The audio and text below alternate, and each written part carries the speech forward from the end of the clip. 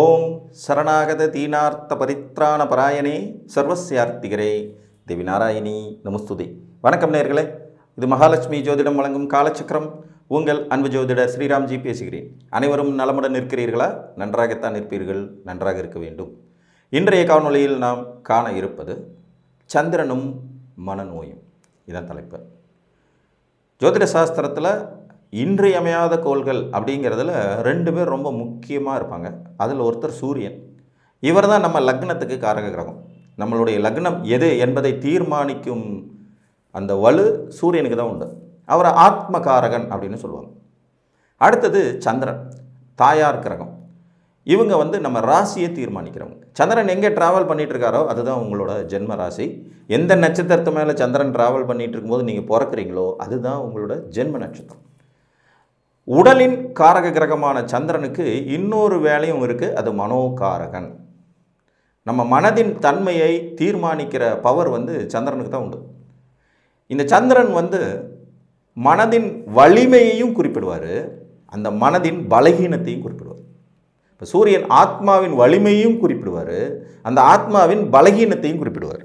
ஒரு பலமான ஆத்மாவா இவர் அப்படிங்கிறதுக்கு சூரியன் வலுவாக இருக்கிறவங்க பூரா பலமான ஆத்மா தான், வலிமையான ஒரு எதிர்கொள்ளும் தன்மை கொண்டவர்கள் தான்.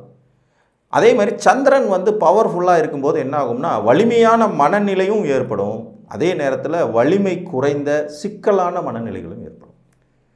இந்த மனநிலை பாதிப்பை தர்றதுக்கு சந்திரனுக்கு எந்த மாதிரியான கிரகங்களின் தொடர்புகள் ஏற்பட்டால் நடக்கும்னு பார்க்கும்போது மேக்சிமம் இயற்கை பாவிகள் அப்படின்னு சொல்லக்கூடிய சனி, செவ்வாய், ராகு, கேது, சூரியன், இந்த 5 பேரோடையும் க்ளோஸாக சந்திரன் இருந்தார்னா கொஞ்சம் அன்ஸ்டெபிலிட்டி அப்படிங்கிறது நிச்சயமாக அந்த ஜாதகருக்கு இருக்கும். அமாவாசை யோகத்தில் பிறந்தவர்களுக்கும் சனியும் சந்திரனும் ரொம்ப க்ளோஸாக சேர்ந்துருக்கிறவங்களுக்கும், சனியும் சந்திரன் ரொம்ப க்ளோஸாக சேர்ந்துருந்தால் மனநிலையில் ஒரு அன்ஸ்டெபிலிட்டி இருக்கும், பாதிப்புகள் இருக்கும். எப்போவுமே ஒரு மூட் ஸ்விங்கில் போயிட்டாங்கன்னா 6 மாதம் 1 வருஷம் கூட வெளியே வர முடியாத சூழ்நிலைகள் ஏற்படும். அது புணர்வு தோஷமாகவும் கன்வெர்ட் ஆகும். ராகுவும் சந்திரனும் ரொம்ப க்ளோஸாக சேர்ந்துருக்கும் போதும் இந்த அன்ஸ்டேபிலிட்டி வரும். கேதுவும் சந்திரனும் ரொம்ப க்ளோஸாக சேர்ந்துருந்தாங்கன்னா கேட்கவே வேண்டாம், ரொம்ப பாதிக்கும். செவ்வாயும் சந்திரனும் சேர்ந்திருக்கிற நிலையிலையும் சில நேரங்களில் ரொம்ப மனநிலை பாதிக்கப்பட்டவர் போல் நடந்துக்குவாங்க, ரொம்ப வெறித்தனமாக நடந்துக்குவாங்க, இல்லைன்னா அதுக்கு நேர் ஆப்போசிட்டாக இருக்கும். அப்போ இந்த 5 பாவிகளோடு இவர் க்ளோஸாக சேரும்போது இந்த வாய்ப்புகள் ஏற்படும். இது ஒரு விதி. கேதுவனுடைய நட்சத்திரங்கள்னு சொல்லக்கூடிய அஸ்வினி, மகம், மூலம், இந்த நட்சத்திரத்தில் பிறக்கும் போதும் அதற்குண்டான பாதிப்புகளை கொடுக்கும். இவங்களுக்கும் சில நேரங்களில் அன்ஸ்டெபிலிட்டி அதிகமாக இருக்கும். அதுலேயும் குறிப்பாக மகம் நட்சத்திரம் சிம்ம ராசியில் பிறக்கிறவங்களுக்கு பார்த்திங்கன்னா கொஞ்சம் மனநிலை பாதிப்பு, ஒரு மாதிரி வெறி கொண்டதனமாக செயல்படுறது, முன்னுக்கு பின் முரணாக யோசிக்கிறது, ஒரு காரியத்தை பிடிவாதமாக செஞ்சு அது மற்றவங்களை பாதிக்குமா இல்லையாங்கிறத பற்றி யோசிக்காமல் செயல்படுறதுங்கிற தன்மைகளை கொடுக்கும். அஸ்வினியும் மூலமும் கொஞ்சம் லைட்டாக வரும், ஆனாலும் பாதிப்புகளின் அளவு இருக்க தான் செய்யும். இதற்கடுத்தது பார்த்திங்கன்னா அமாவாசையில் பிறக்கும்போது மனநிலையில் ஸ்விங் இருக்குங்கிற மாதிரியே பௌர்ணமி யோகத்தில் பிறந்தாலும் இது ஏற்படும். அப்போ சந்திரனுக்கு ஃபுல் பவர் இருக்கும். இந்த பௌர்ணமி எந்த வீட்டில் ஏற்படுகிறது அப்படிங்கிற அடிப்படையிலையும் எந்த நட்சத்திரத்தில் ஏற்படுதுங்கிற அடிப்படையிலையும் இந்த கோளாறுகள் இருக்கும். இப்போ உதாரணமாக அஸ்வினி நட்சத்திரத்தில் ஐப்பசி மாதம் பௌர்ணமி ஏற்படும், அது மனநிலையை பாதிக்கிற ஒரு அமைப்பு. பூச நட்சத்திரம் தை மாதம் பௌர்ணமி ஏற்படும், சனியோட நட்சத்திரம் கடகத்தில், இது ஒரு மனநிலையை பாதிக்கிற அமைப்பு. இப்போ ரிஷபத்தில் சந்திரன் உச்சமாக இருக்கும்போது ஒரு பௌர்ணமி, அது கார்த்திகை தீபம், கார்த்திகை நட்சத்திரத்தில் வர்றது, அதில் அவ்வளோ பெரிய நெகட்டிவ் இருக்காது. மிதுனத்தில் சந்திரன் இருக்கும்போது பார்த்திங்கன்னா திருவாதிரை நட்சத்திரத்தில் இருக்கும், இது கொஞ்சம் பாதிக்கும், ஏன்னா அது ராகுவுடைய நட்சத்திரமாக வருது இல்லைங்களா. கடகத்தில் பூசம், சிம்மத்தில் மகம், மாசி மகத்தில் அந்த இது ஏற்படும். கன்னியில் பௌர்ணமி ஏற்படும் போது பார்த்திங்கன்னா உத்தர நட்சத்திரம், பங்குனி உத்தரத்தில் தான் அது ஏற்படுங்கனால அது ஒரு பெரிய பாதிப்பு இருக்காது. திரும்ப பார்த்திங்கன்னா துலாத்தில் பௌர்ணமி அப்படிங்கிறது ஏற்படும் போது உங்களுக்கு சித்திர நட்சத்திரத்தில் சந்திரன் இருப்பார், சூரியன் மேலே மேசத்தில் இருக்கக்கூடிய உச்ச சூரியனுக்கு நேர் 7ஆம் இடத்துல சந்திரன். சித்ரா பௌர்ணமி அப்படின்னு சொல்கிறோம் இல்லைங்களா, ஒன்று கார்த்திகை தீப பௌர்ணமி, ஒன்று சித்ரா பௌர்ணமி வரும். இது செவ்வாயுடைய நட்சத்திரத்தில் ஏற்படுங்கும்போது இதில் லைட்டாக அந்த பாதிப்புகள் இருக்கும். அடுத்தது பார்த்திங்கன்னா உங்களுக்கு விசாகம், வைகாசி விசாகத்தில் குருவோட நட்சத்திரத்தில் பௌர்ணமி ஏற்படும், அது பிரச்சனை இருக்காது. ஆணி மூலத்தில் ஒரு பௌர்ணமி ஏற்படும். ஆணி மாதம் வர்ற மூல நட்சத்திர பௌர்ணமி இதில் கொஞ்சம் பாதிப்பு இருக்கும். ஏன்னா இங்கே சந்திரன் கேதுவோட தொடர்புலையும் வந்துடுறாரு, உச்ச பவர்லையும் வந்துடுறாரு. ஒரு யோகம், ஒரு நன்மை, ஒரு சிறப்பு அப்படிங்கிறது இருக்கிறதுக்குள்ளேயே இந்த மாதிரியான சிக்கல்களும் ஒளிஞ்சு தான் இருக்கும். இதை நம்ம மறுக்க முடியாது. எல்லாவற்றையும் கலந்தது தான் ஜோதிடம்.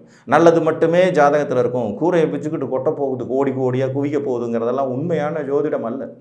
நீங்கள் ஒரு நிதர்சனமான உண்மையை தெரிந்து கொள்ள வேண்டுமென்றால், பிறக்கும் ஜீவன்களில் 80% பேர் சராசரி வாழ்க்கையை வாழ்கிறதுக்கே போராடிக்கிட்டு தான் இருப்பாங்க. இதுதான் நிதர்சனமான உண்மை. இயற்கை அப்படி தான் படைச்சிருக்கும். ஒரு நாட்டுக்கு எத்தனை அரசனை படைக்க முடியும்?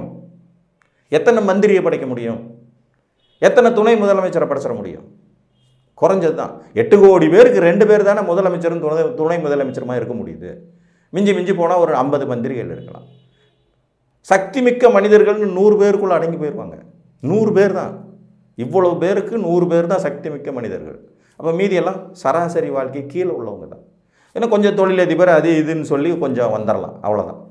ஆனால் எல்லாரும் பயங்கரமாக கோடீஸ்வரன் ஆவாங்கங்கிற மாதிரி சொல்கிறதெல்லாம் உண்மையே அல்ல. இதை நீங்கள் நம்பவும் நம்பாதீங்க. இது தை மாதத்தில் பார்த்திங்கன்னா உங்களுக்கு உத்திராட நட்சத்திரத்தில் பௌர்ணமி ஏற்படும். அது ஒரு பிரச்சனை இல்லை. அதற்கு அடுத்தது பார்த்திங்கன்னா அவிட்டம், ஆவணி அவிட்டத்தில் பௌர்ணமி ஏற்படும். அது கொஞ்சம் பாதிக்கும், ஏன்னா செவ்வாயுடைய நட்சத்திரமாக வர்றதுனால.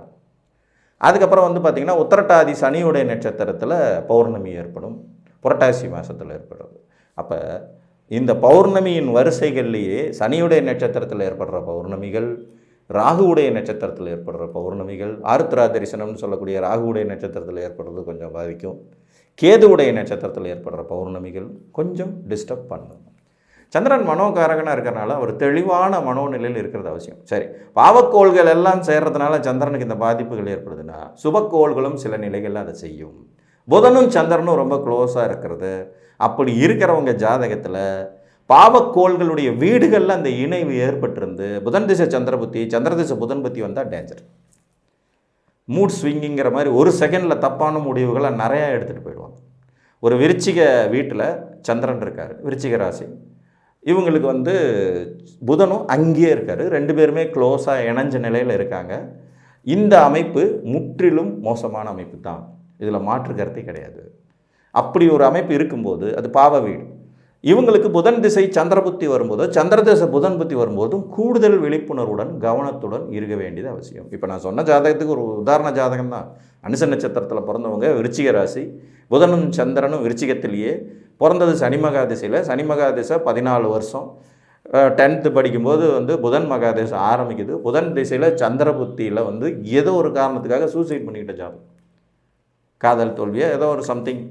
அந்த வரும்போது இந்த மாதிரியான இணைவுகள் இருந்தாலும் கவனமாக இருக்கணுங்கிறது அவசியம். ஸோ மனோகாரகன் சந்திரன் உங்கள் ஜாதகத்தில் இந்த மாதிரியான அமைப்புகளில் இருக்கும்போது நீங்கள் கூடுதல் விழிப்புணர்வு கவனத்தோடு இருக்கணும். ஏதாவது ஒரு தெய்வ சக்தியை ரொம்ப கெட்டியாக பிடிச்சிக்கணும். தெய்வ சக்தி உங்களை வழி நடத்துறது மாதிரி எது நடந்தாலும் எனக்கு இந்த கடவுள் கூட இருக்கார், அவர் பார்த்துக்குவாருங்கிற அந்த மனோநிலையை, தைரியத்தை வளர்த்து கொள்ள வேண்டியது அவசியம்.